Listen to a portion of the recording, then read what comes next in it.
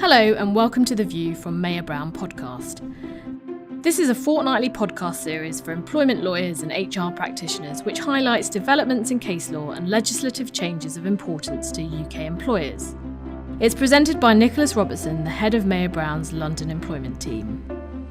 This podcast is available via iTunes, YouTube and the Twitter feed Nicholas Robertson, Twitter handle @NicholasRobert11. It is also now available on Spotify, Google Play and Yahoo. The time spent listening to these podcasts can count towards your continuing education requirements. And at the end of the podcast, we will explain how to get in touch if you wish to claim credit for continuing education purposes or if you have any comments or questions. Hello, welcome to another podcast episode. I think we're up to 170 now, fairly zipping through them. I'm recording this over the Easter weekend. My apologies, I'm going to touch on the subject of the coronavirus and the guidance note yet again because the government, in its infinite wisdom, saw fit to release updated guidance note on the Thursday before Easter. And there are some interesting points in there and some things that aren't in there that are also equally interesting, which I'll explain in a second. But I thought it was worth doing a further follow-up podcast on the coronavirus. I do have some other cases set aside, so we will do a normal podcast sometime very soon, I promise. Anyway, as I say, the government's latest update for the furlough scheme followed, I think, all of 5 days after its previous guidance. And so this guidance is dated 9th April, and it fills in some of the gaps, so that's useful. The biggest change is that it's now possible to put someone on who is on sick leave or who's self-isolating in line with medical guidelines onto the furlough scheme. This is a reversal of the previous approach, but is surely a welcome one. The guidance note says that short-term illness or self-isolation should not by itself be a reason for furloughing employees, but that if there are underlying business reasons for furloughing employees, then such staff are not excluded from the furlough process. Employees who are absent with long-term health issues and those who are shielding can also be put onto the furlough scheme. The update implicitly accepts that such staff will be put onto the scheme, as it makes no suggestion that there has to be an underlying business reason for furloughing them. Employees who are furloughed whilst sick or self-isolating would no longer qualify for statutory sick pay, but their rate of pay will have to match the level it would have been for statutory sick pay purposes. That's currently set at £95.85 per week. Employers are able to claim 2 weeks of the SSP payments back for periods of coronavirus illness, which started after 13th March 2020. But this only applies to employers with fewer than 250 employees as at 28th February 2020. Naturally, an employee cannot be on both furlough leave and sick leave at the same time. We anticipate that most employers will want to put sick employees onto furlough if at all possible. But the key point is to remember that furlough must last at least 3 weeks. So some employees who have been working before getting ill, either at the employer's location or from home, maybe they won't be furloughed but will remain covered by the usual rules on sickness absence, and the employer will claim back, if possible, some of the money under the SSP scheme. The guidance note, I should say, also recognises that some employees may fall ill after being furloughed.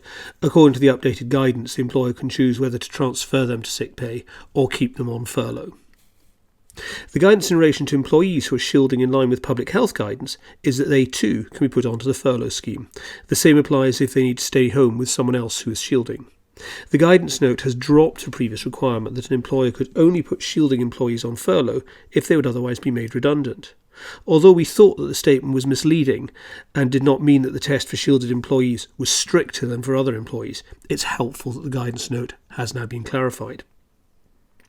We also have confirmation that employees can transfer under a 2P transfer after the 28th of February 2020, and this will not be viewed as starting new employment. The fear was that such a transfer would render it impossible to furlough any employees who transferred under the 2P transfer after the 28th of February 2020. Whilst it always seemed an odd gap in the furlough scheme, it's helpful to have this point put beyond any doubt now. Similarly, transferring employees onto a new consolidated payroll arrangement will not by itself take them outside the scope of the furlough scheme if it happens after the 28th of February.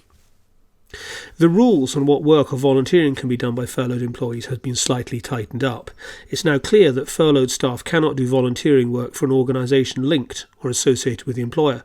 we assume, presumably this doesn't prevent, say, services being provided to an independent charity, which has been adopted by the employer or the workforce as one of their charities and the recipient of fundraising or benefit similar activities. We assume what they're talking about here is if employers have set up charitable operations, or if indeed you're working for a charity, you can't volunteer on frontline activities for that charity. The same prohibition, as previously phrased, remains on any activities which provide services to or generate revenue for the employer.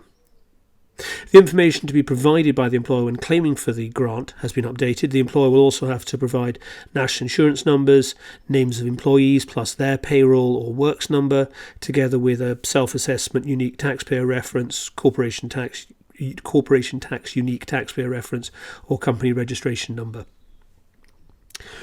Now, some further thoughts. Some thoughts on the guidance note in its current form. There's a debate between commentators on whether or not employees have to grant their consent to be furloughed, or whether the employer can do this unilaterally if there are no other changes being implemented at the same time. Obviously, if you're doing something like you're changing pay, you're dropping the pay down to 80% at the same time, you would need consent for that unless you're willing to take a significant risk. We know that various unions are insisting that it is necessary to get employee consent before furloughing people, even on full pay. On the other hand, we know some employers are quite reluctant to do this, particularly if it involves them in an additional administrative burden and having to chase down people who have been sent on furlough, or not being able to furlough people until all the consents have been gathered in.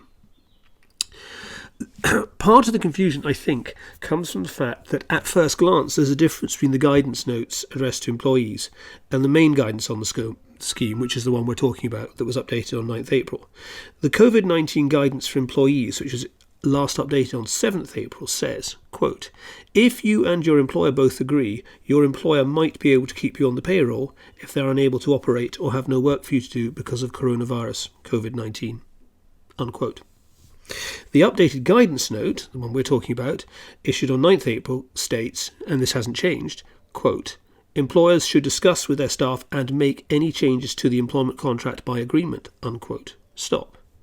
Neither of them specify that employee consent is needed. It could easily have been provided that evidence of employee consent had to be obtained and available for inspection, but there is simply no such requirement.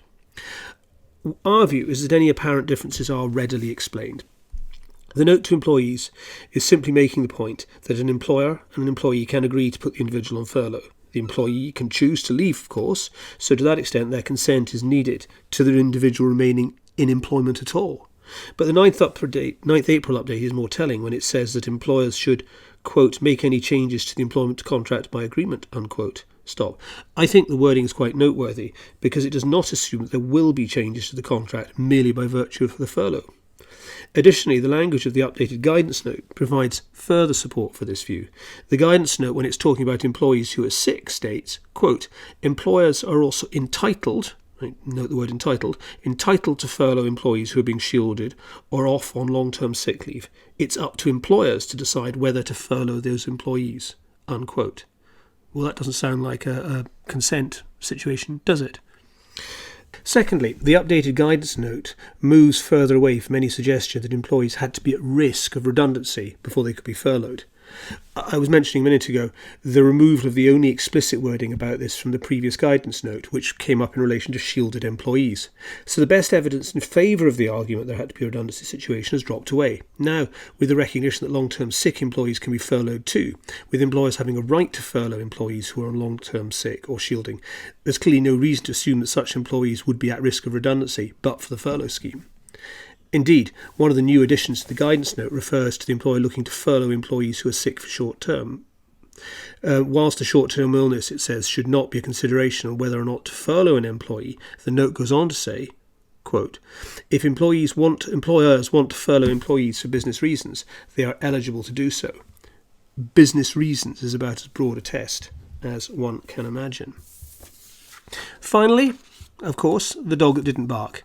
Despite the fact that it was issued on the last day before the Easter weekend, with public holidays, contractual holidays being taken by many, many staff, you'll search in vain in this updated guidance to employers on whether or not employers can make people take holiday when they're on furlough, and what rate that is to be paid at if employees on furlough have reduced pay. In fairness, and thinking about this some more, it might be because this is not really an issue for the furlough scheme, strictly speaking. Given there is no implementing legislation for the furlough scheme, the scheme itself is about how the government will dispense public money to potential recipients. It's not amending prior statutory employment rights in the guidance note. Unless the government were to be pushed to say that it is a condition of claiming the grant that staff on holiday have to have been paid in full at any pre-reduction rates, or the government was good to say staff must have consented to take any holiday as a precondition to be claiming under the grant, this really remains an issue to be determined under the existing law and not the guidance scheme. Equally, if the government were to come out and say it's fine to pay employees who are being furloughed on less than full pay at the same lower rate if they take any holiday during the furlough period, that would bind no one.